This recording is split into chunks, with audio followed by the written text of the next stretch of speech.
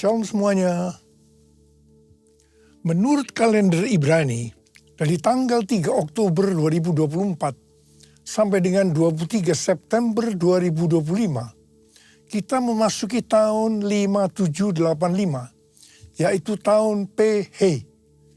PH artinya 85. P itu angka 80. H merupakan huruf kelima dari alfabet Ibrani. Gambaran huruf P adalah sebuah mulut. Sedangkan angka 5 adalah kasih karunia.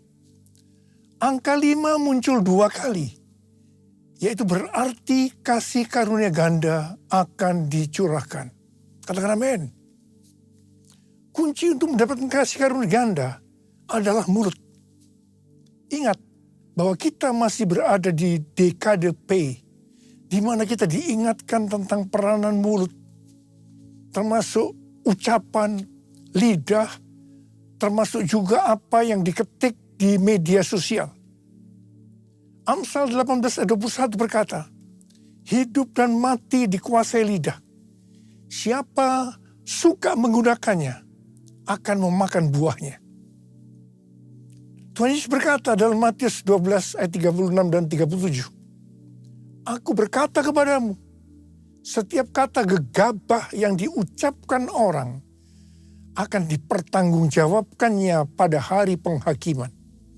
Sebab menurut ucapanmu engkau akan dibenarkan, dan menurut ucapanmu pula engkau akan dihukum.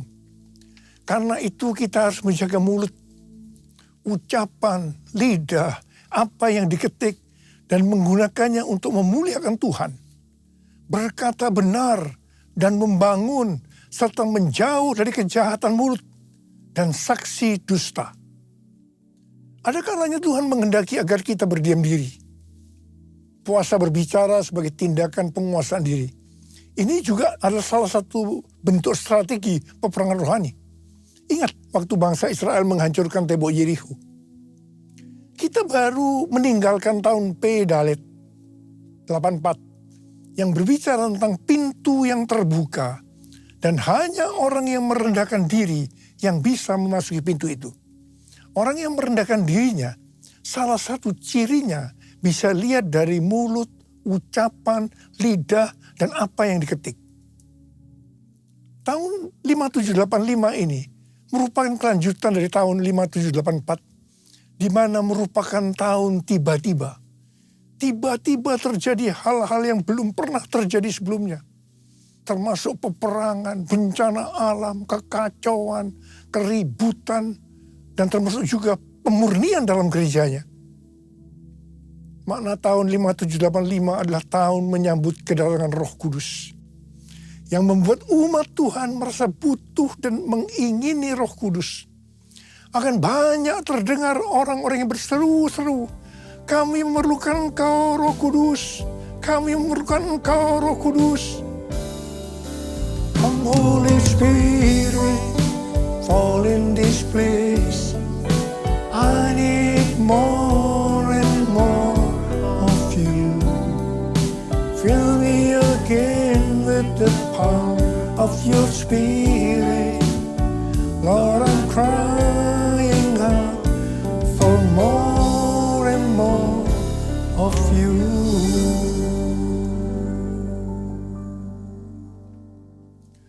Setelah terjadi hal-hal yang dinubuatkan pada tahun 5784, maka sekarang kita melihat dan merasakan Roh Kudus dicurahkan luar biasa. Pentakosta ketiga sedang dicurahkan luar biasa. Harvest now, Jesus for everyone. Harvest now, Jesus for everyone. Gambaran kuno dari huruf H adalah seperti orang yang mengangkat tangan. Hari-hari ini akan banyak orang-orang yang mengangkat tangan untuk berdoa, memuji dan menyembah Tuhan. Karena lawatan Roh Kudus Pentakosta ketiga yang dahsyat terjadi. Ini kasih karunia ganda Tuhan. Makna angka 5, H, juga kita bisa lihat pada saat Tuhan Yesus memberkati 5 roti dan 2 ekor ikan untuk memberi makan 5.000 orang laki-laki. Juga dalam Kisah Para Rasul 3 dan 4, ketika Petrus dan Yohanes menyembuhkan orang yang sakit lumpuh sejak lahir. Dan setelah itu mereka memberitakan Injil. Maka jumlah orang yang menjadi percaya bertambah kira-kira 5.000 orang laki-laki. Angka 5.000 ini berbicara tentang penuaian jiwa yang besar. Penuaian jiwa yang terbesar dan yang terakhir sedang terjadi. Mereka sedang melihat tanda dan mujizat yang luar biasa.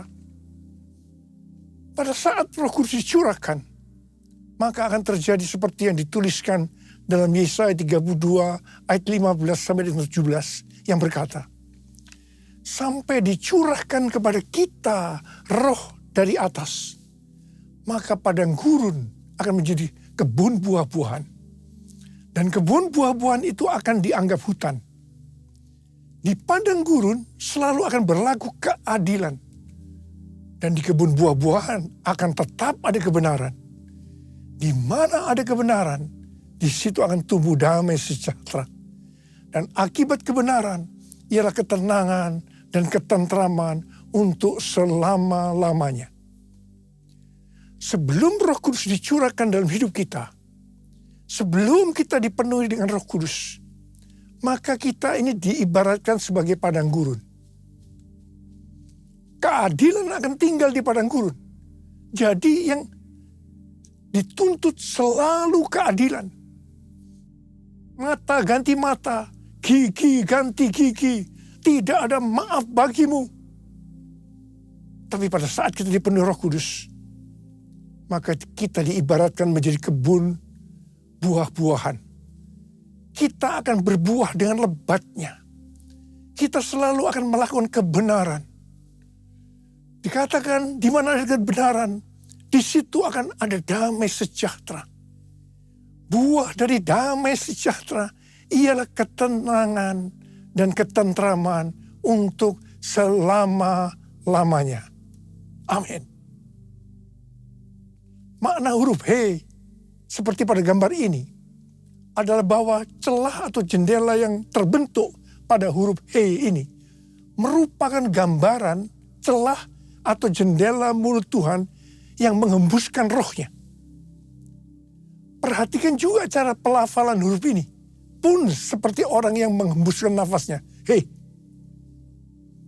Nama Abram berubah menjadi Abraham karena ditambah dengan huruf He, yang artinya Abram menjadi Abraham karena ada hembusan Roh Kudus, ada pewahyuan.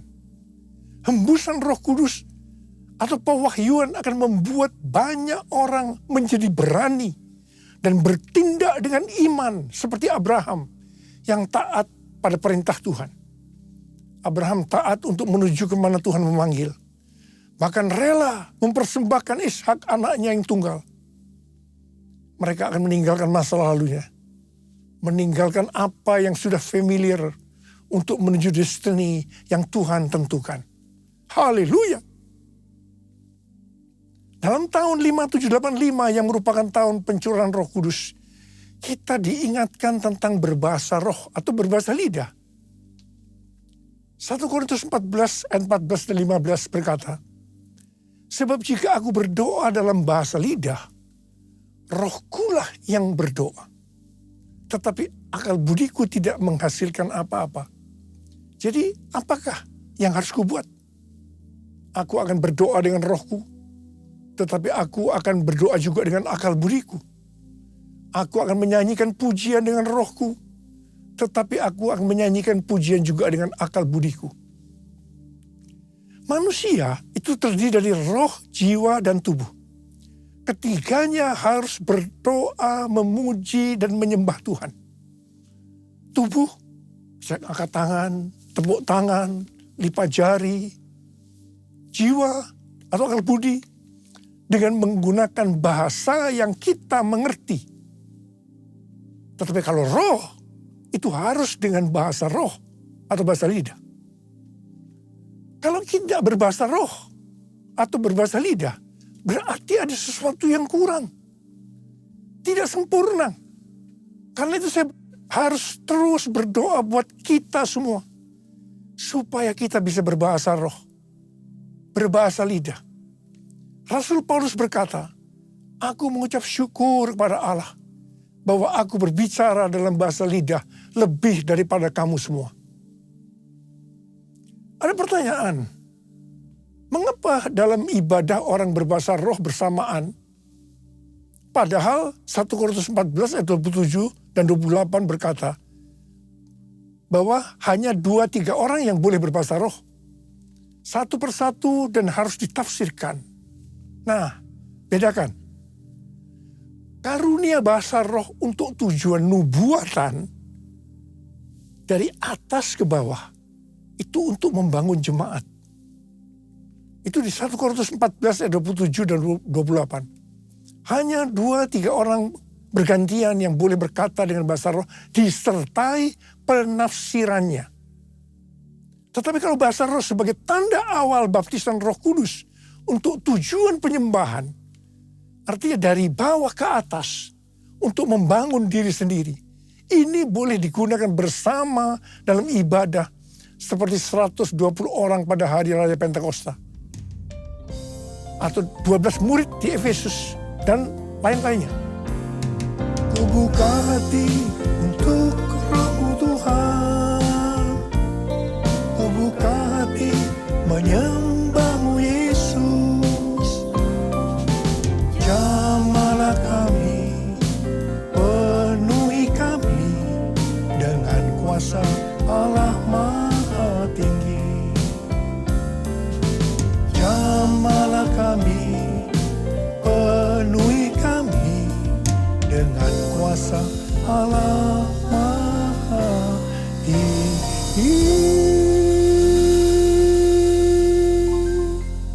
Memasuki tahun 5785 yang merupakan tahun pencurahan Roh Kudus dan tahun kasih karunia ganda, kita juga harus memandang harta atau kekayaan yang Tuhan berikan dengan hati-hati agar kita menyenangkan hati Tuhan.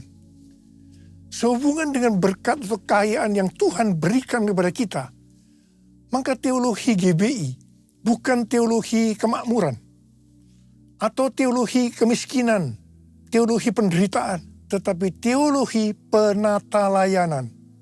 Artinya harus seimbang dalam mengelola talenta atau kekayaan yang Tuhan berikan kepada kita. Jadi prinsip mengenai yang pertama, pandangan terhadap kekayaan. Teologi kemiskinan itu berkata dosa. Teologi kemakmuran berkata itu kebenaran. Tetapi teologi penata layanan berkata itu tanggung jawab. Hal yang kedua, saya bekerja untuk, menurut teologi kemiskinan, sekedar memenuhi kebutuhan. Tetapi teologi kemakmuran berkata ingin jadi kaya. Tapi teologi penata layanan itu untuk melayani Tuhan. Orang berdosa, menurut teologi kemiskinan, itu adalah orang kaya. Tapi menurut teologi kemakmuran, itu orang miskin. Tetapi teologi penata layanan adalah orang yang tidak setia. Itu adalah orang yang berdosa. Kemudian yang keempat, saya memberi karena yang pertama, menurut teologi kemiskinan, kewajiban. Tapi teologi kemakmuran berkata, untuk mendapat sesuatu nantinya. Tetapi teologi penata layanan, saya memberi karena mengasihi Tuhan. Dalam hal pemakaian uang, yang kelima, teologi kemiskinan diliputi rasa takut dan terpaksa. Tetapi yang menganut teologi kemakmuran, tidak hati-hati dan konsumtif, boros. Tetapi teologi penata layanan, mereka berdoa dan bertanggung jawab. Dari tabel ini, maka ada beberapa hal yang harus diperhatikan. Yang pertama, Amsal 28 ayat 20 berkata, orang yang dapat dipercaya mendapat banyak berkat. Tetapi orang yang ingin cepat kaya tidak akan luput dari hukuman. 1 Timotius 6 ayat 9 dan 10 berkata, namun mereka yang ingin kaya terjatuh ke dalam pencobaan, ke dalam jerat, dan ke dalam berbagai nafsu yang hampa dan mencelakakan, yang menenggelamkan manusia ke dalam keruntuhan dan kebinasaan. Sebab akar segala kejahatan ialah cinta uang. Dan karena memburu uanglah beberapa orang telah menyimpang dari iman dan menyiksa dirinya dengan berbagai duka. Ada seorang muda yang kaya datang kepada Tuhan Yesus dan berkata, Guru, perbuatan baik apakah yang harus kuperbuat untuk memperoleh hidup yang kekal? Tuhan Yesus menjawab, jikalau engkau ingin masuk ke dalam hidup, turutilah segala perintah Allah.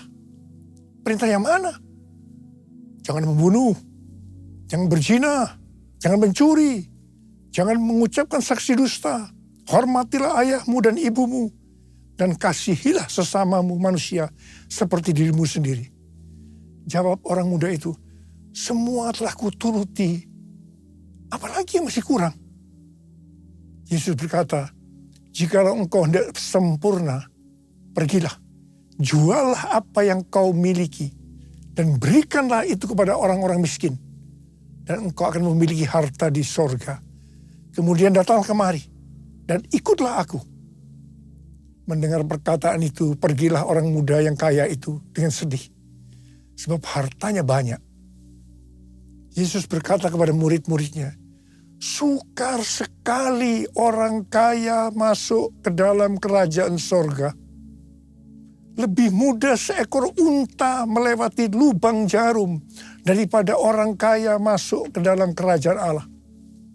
Mendengar itu murid-muridnya gempar, tercengang dan berkata, jika demikian, siapakah yang dapat diselamatkan?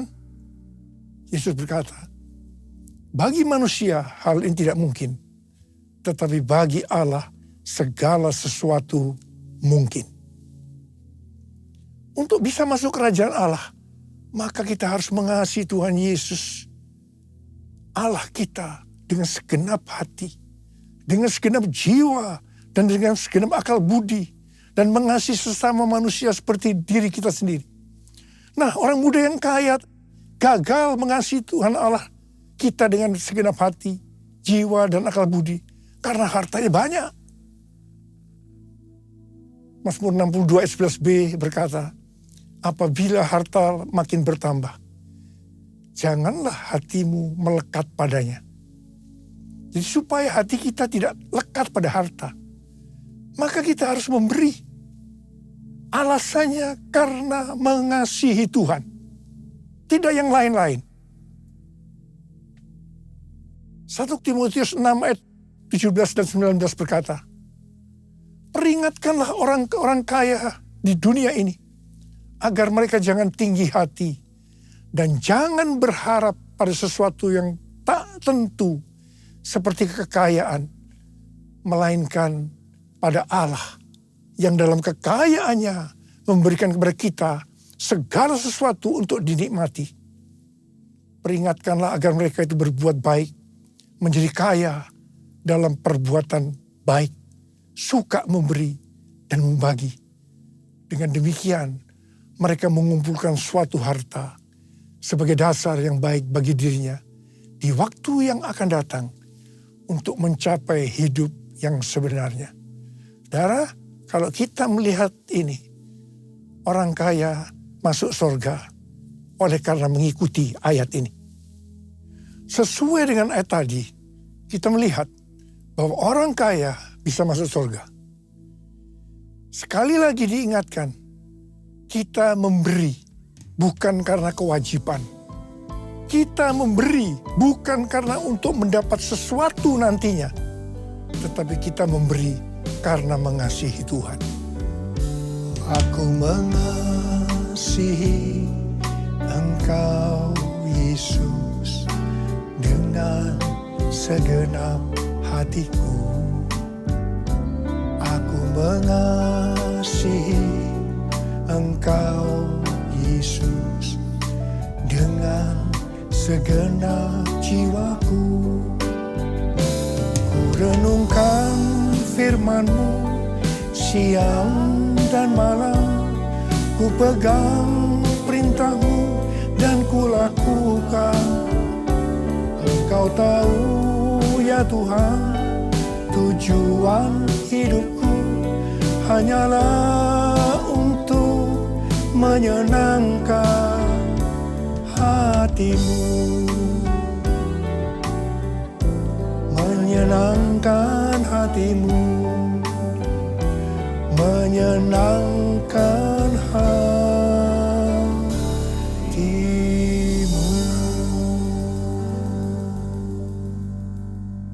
Tahun 5785, PH merupakan kelanjutan dari tahun 5784, P Dalet. Dalet atau angka 4 digambarkan sebagai pintu yang terbuka. Juga digambarkan seseorang dengan posisi yang membungkuk, menunduk, yang melambangkan kerendahan hati. Jadi hanya bagi orang yang rendah hati, pintu itu terbuka. Tahun 5785, PH adalah tahun kasih karunia ganda. Hanya bagi orang yang rendah hati, Tuhan akan membukakan pintu untuk mendapat kasih karunia ganda. Orang-orang congkak, sombong, tinggi hati tidak akan mengalami kasih karunia ganda. Peringatan kepada orang-orang yang sombong. Yang pertama, Allah menentang orang yang congkak, tetapi mengasihi orang yang rendah hati. Ini ada di 2 ayat. Yakobus 4 ayat 6 dan 1 Petrus 5 ayat 5. Jadi ini berarti suatu peringatan yang sangat serius. Yang kedua, Amsal 16 ayat 5 berkata, setiap orang yang tinggi hati adalah kekejian bagi Tuhan. Sungguh, ia tidak akan luput dari hukuman.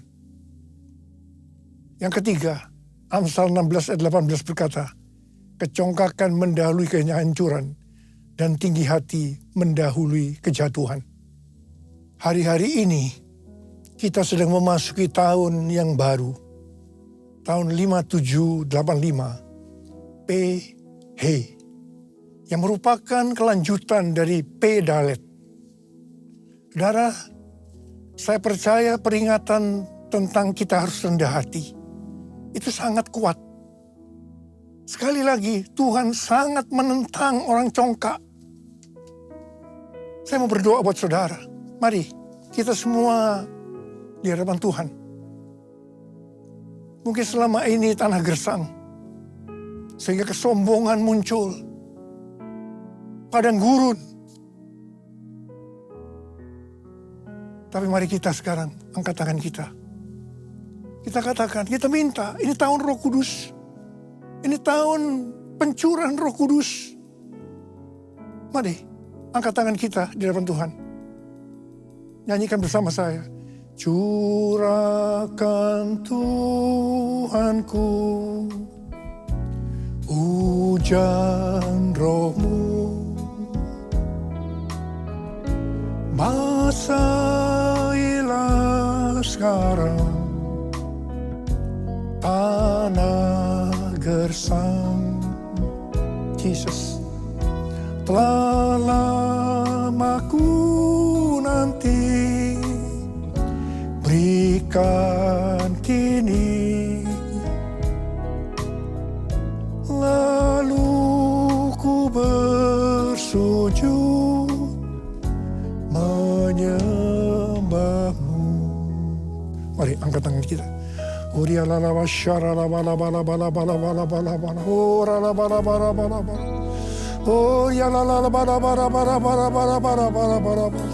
curahkan Roh-Mu. Curahkan Roh-Mu ya Tuhan, curahkan Roh-Mu. Biarlah padang gurun ini menjadi kebun buah-buahan. Kami yang congkak, ampuni kami Tuhan. Ampuni ya Tuhan. Buatlah kami menjadi rendah hati. Curahkan Roh-Mu, kami akan menerima Roh Kudus lebih lagi. Roh Kudus lebih lagi.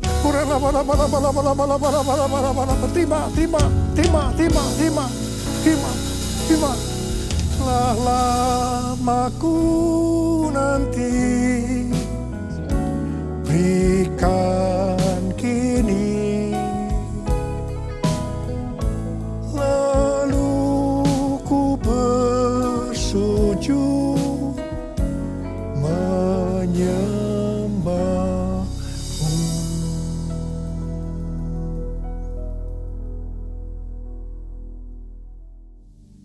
Mari kita akan masuk dalam perjamuan kudus.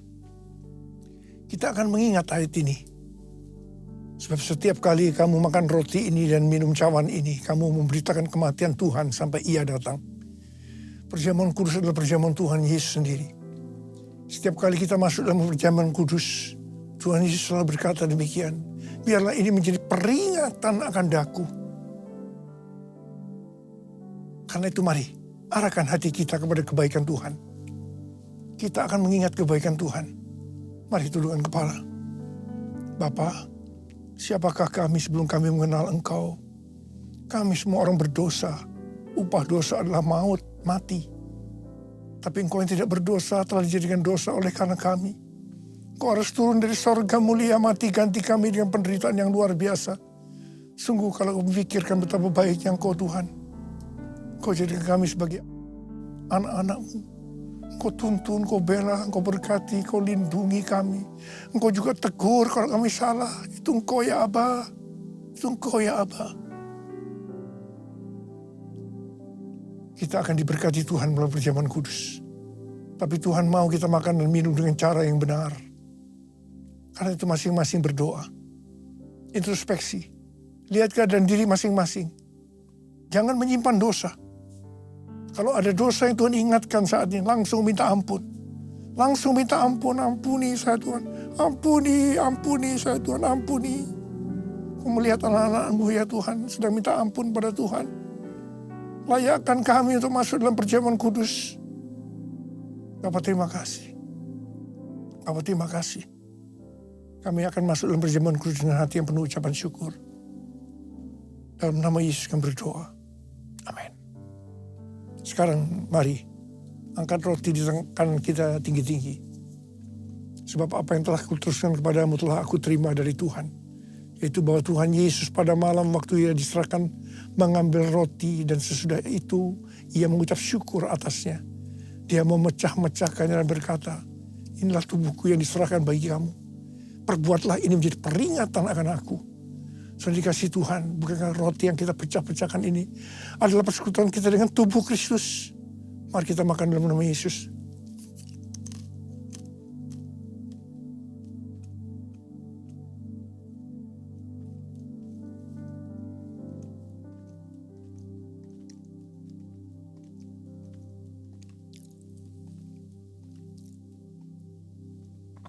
Angkat cawan di tangan kanan kita tinggi-tinggi. Demikian juga yang mengambil cawan sesudah makan lalu berkata, cawan ini adalah perjanjian baru yang dimeteraikan oleh darahku. Perbuatlah ini setiap kali kamu meminumnya menjadi peringatan akan aku. Sudah dikasih Tuhan. Bukankah cawan pengucapan syukur yang atasnya kita ucapkan syukur adalah persekutuan kita dengan darah Yesus. Mari kita minum dalam nama Yesus.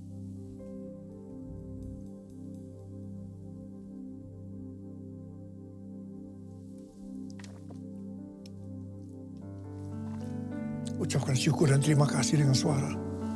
Tuhan terima kasih. Tuhan terima kasih ya Tuhan. Terima kasih ya Tuhan. Oh Tuhan terima kasih. Terima kasih ya Tuhan. Urala bala bala bala bala bala. Urala bala bala bala Tuhan. Jamah anak-anak-Mu satu persatu. Mereka membutuhkan jamahan Tuhan. Jamah mereka ya Tuhan. Mereka butuh pertolongan Tuhan. Saat ini Kau sedang menyembuhkan yang sakit. Sedang membebaskan yang terikat. Yang menghibur yang susah. Menguatkan yang lemah. Memberikan pengharapan-pengharapan yang baru. Bagi yang datang dengan keadaan putus pengharapan. Tuhan Yesus, Kau baik. Kau sungguh baik dan sangat baik pada kami semua. Bapa terima kasih. Terima kasih. Terima kasih Tuhan. Terima kasih. Terima kasih Yesusku. Terima kasih Yesusku, puji syukur hanya bagi Tuhanku. Terima kasih Yesusku, terima kasih Yesusku, puji syukur hanya bagi Tuhanku. Terima kasih, terima kasih Yesusku, terima kasih Yesusku, puji syukur hanya bagi Tuhanku.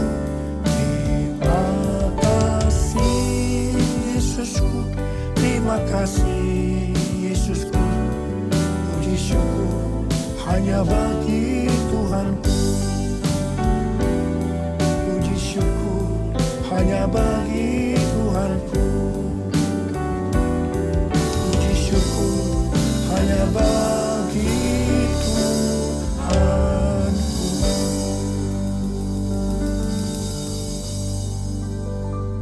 Sekarang terimalah berkat Tuhan. Kasih karunia berlimpah-limpah daripada Allah Bapa di dalam Anak yang tunggal Yesus Kristus. Persekutuan yang manis dengan Roh Kudus menyertai kita semua mulai hari ini. Sampai Tuhan Yesus datang menjemput kita di awan-awan. Dan bahkan sampai selama-lamanya. Yang percaya bersama-sama katakan, Amin.